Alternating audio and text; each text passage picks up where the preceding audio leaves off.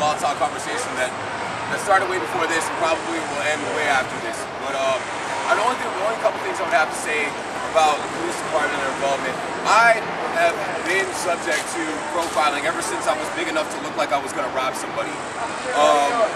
I'm quite used to it, but at the same time, I've also grown to have nothing but the utmost respect for a police officer.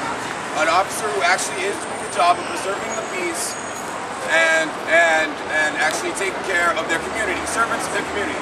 That is a police officer. Now, when a police officer does more than their job when they are not needed, or less than their job when they are no longer police officers. There's a three-letter word for it I will not put out on camera, everybody knows what it is, but they're not police officers. And it needs to be known, not a single one of these officers' salaries is the 2.5+ million that was spent to try and silence, to manipulate like asinine municipal codes to suppress our free speech. Not any of it. Not a single one of their salaries is worth the $15 million or so that is going to be taken out of their budget. So people are going to be getting fired, one way or another. If I understood that I had one of the most important jobs, if I personally understood that I had one of the most important jobs in any city, and I not only was encouraged not to have a conscience, and discouraged from speaking my mind, I'd be pissed off too.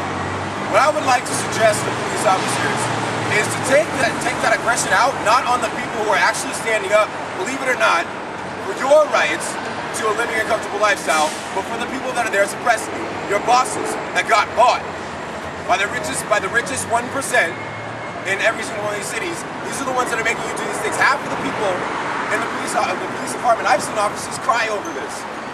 Half of the people that have spoken their minds and were too vocal about being supportive of a populist movement, I don't see them around there anymore.